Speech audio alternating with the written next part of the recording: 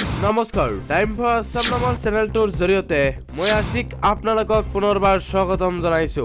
এই মুহূৰ্তত আহি পৰিছে আপোনালোকৰ বাবে ৰাতিপুৱাৰ কেইবাটাও গুৰুত্বপূৰ্ণ খবৰ আৰু এনে ধৰণৰ খবৰসমূহ নিত চাবৰ কাৰণে আমাৰ চেনেলটো সাবস্ক্ৰাইব কৰক, লগতে ভিডিঅ'টোত এটা লাইক আৰু এটা শ্বেয়াৰ কৰি দিব। তেন্তে আহক বন্ধু বান্ধৱীসকল আজিৰ খবৰকেইটা আৰম্ভ কৰোঁ। আজিৰ প্ৰথমটো গুৰুত্বপূৰ্ণ খবৰ, হাজাৰ হাজাৰ ৰেচনৰ দোকানীলৈ মুখ্যমন্ত্ৰী ডক্টৰ হিমন্ত বিশ্ব শৰ্মাৰ ডাঙৰ ঘোষণা। হয় বন্ধু বান্ধৱীসকল, ৰেচনৰ দোকানীসকলৰ বাবে আহিছে এটা ডাঙৰ গুৰুত্বপূৰ্ণ খবৰ। ৰেচন কাৰ্ড লৈ পোনে পোনে যাওক ৰেচনৰ দোকানলৈ। অন্তোদয় যোজনা গ্ৰাহকসকলে 35 কেজি চাউল পাব। অগ্ৰাধিকাৰপ্ৰাপ্ত প্ৰতিজন সদস্যই লাভ কৰিব 5 কেজিকৈ চাউল।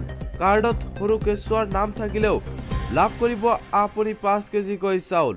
ৰেচনৰ চাউল লওঁতে ওজন চাই গ্ৰহণ কৰক আপুনি। পিঠাগুড়িৰ সমান ৰেচন কাটিলেও বিপদ নিশ্চিত ৰেচন দোকানীৰ। ৰেচন কমকৈ দিলেই ফোন কৰক আপুনি। নিয়ম উলংঘা কৰা ৰেচন কমকৈ দিয়া দোকানীৰ বিৰুদ্ধে ব্যৱস্থা ল'ব চৰকাৰে। ৰেচন কমকৈ দিয়া এটা মাত্ৰ অভিযোগ পালেই চৰকাৰে ল'ব কঠোৰ ব্যৱস্থা। হাজাৰ হাজাৰ ৰেচন দোকানীলৈ এইদৰে এইবাৰ মুখ্যমন্ত্ৰী ডক্টৰ হিমন্ত বিশ্ব শৰ্মাই ডাঙৰ ঘোষণা কৰিছে। লগতে আজিৰ পৰৱৰ্তী খবৰ, লোকসভা নিৰ্বাচনৰ পাছতে গ্ৰেপ্তাৰ হ'ব ৰাহুল গান্ধী। হয় বন্ধু বান্ধৱীসকল, এই মুহূৰ্তত আহি পৰিছে এটা বিগ ব্ৰেকিং নিউজ। লোকসভা নিৰ্বাচনৰ পাছতে গ্ৰেপ্তাৰ হ'ব ৰাহুল গান্ধী। গ্ৰেপ্তাৰৰ সময় ঘোষণা কৰিলে অসমৰ মুখ্যমন্ত্ৰী ডক্টৰ হিমন্ত বিশ্ব শৰ্মাই। ফৌজদাৰী গোচৰ ৰুজু কৰিব অসম আৰক্ষীয়ে। 3000 মানুহ 200 গাড়ী গুৱাহাটীত সোমাব বিচাৰিছিল ৰাহুল গান্ধীয়ে। বিগত এসপ্তাহ ধৰি কংগ্ৰেছক বাৰম্বাৰ আহ্বান জনাইছিল অসম চৰকাৰে। নিৰ্দেশনা দিয়াৰ পাছতো আৰক্ষীৰ সৈতে মাৰপিটত লিপ্ত হয় কংগ্ৰেছ নেতৃত্বই। ইতিমধ্যে ডিজিপি জিপি সিঙক গোচৰ ৰুজু কৰাৰ নিৰ্দেশ দিছে অসমৰ মুখ্যমন্ত্ৰী ডক্টৰ হিমন্ত বিশ্ব শৰ্মাই। লোকসভা নিৰ্বাচনৰ পাছতে গ্ৰেপ্তাৰ হ'ব এইবাৰ ৰাহুল গান্ধী। লগতে আজিৰ পৰৱৰ্তী খবৰ, গণৰাজ্য দিৱস বৰ্জনৰ আহ্বান আলফা স্বাধীনৰ। সৰ্বাত্মক বন্ধৰ ঘোষণা। বিগত বৰ্ষসমূহৰ দৰে আগন্তুক গণৰাজ্য দিৱসৰ বৰ্জনৰ আহ্বান জনাইছে সংযুক্ত মুক্তি বাহিনী। অসম স্বাধীনে মঙলবাৰে সংবাদ মাধ্যমলৈ এক প্ৰেছ বিজ্ঞপ্তি প্ৰেৰণৰ জৰিয়তে অসম আৰু নাগালেণ্ড পাক্ষিক গণৰাজ্য দিৱস বৰ্জনৰ আহ্বান জনাইছে নিষিদ্ধ ঘোষিত সংগঠনটোৱে। গণৰাজ্য দিৱসক ভুৱা হিচাপে আখ্যা দি নিষিদ্ধ ঘোষিত সংগঠনটোৱে অসম আৰু নাগালেণ্ডৰ সকলো ৰাজনৈতিক অৰাজনৈতিক জাতীয় দল সংগঠনক উক্ত দিৱস বৰ্জনৰ আহ্বান জনাইছে সংগঠনটোৱে।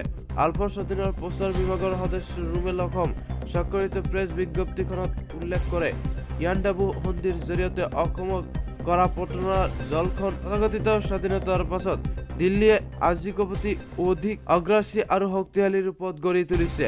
ঔপনিৱেশিক ভাৰত ৰাষ্ট্ৰই ৰাজনৈতিক অভিসন্ধিৰে ফলগিৰি জাতিসমূহৰ স্বতন্ত্ৰ সুৰক্ষাৰ মৌলিক স্বাধীনতা খৰ্ব কৰি 1950 চনৰ 26 জানুৱাৰী তাৰিখৰ পৰাই সংবিধান কাৰ্যকাৰী কৰে, যাৰ অৰ্থ অসম নাগালেণ্ড তথা দক্ষিণ পূব এছিয়া অঞ্চলৰ আইন শৃংখলাৰ অজুহাতত ৰাষ্ট্ৰসন্ত্ৰাস চলাই ভাৰতীয় যাতে ভুৱা গণতন্ত্ৰ দিৱস পালনৰ জৰিয়তে দখলীকৃত ৰাষ্ট্ৰৰ সাংবিধানিক মান্যতা প্ৰদান কৰি গৌৰৱময় বুৰঞ্জী প্ৰসিদ্ধ জাতি জনগোষ্ঠীসমূহে চিৰকাল পৰাধীনতাৰ পৰা মুক্ত হ'ব নোৱাৰে। লগতে আজিৰ পৰৱৰ্তী খবৰ, মুখ্যমন্ত্ৰী ডক্টৰ হিমন্ত বিশ্ব শৰ্মাৰ ক্ষমতাই মূৰত ধৰিছে। এইদৰে এইবাৰ মন্তব্য কৰিছে প্ৰদেশ কংগ্ৰেছে। অসমৰ বিভিন্ন ঠাইত ব্যাপক প্ৰত্যাহ্বানৰ সন্মুখীন হোৱাৰ ৰাহুল গান্ধীৰ ভাৰতজোৰা ন্যায়যাত্ৰাই সোমবাৰে গুৱাহাটী মহানগৰীত অভাৱনীয় পৰিস্থিতিৰ মুখামুখি হ'ব লগা হয়।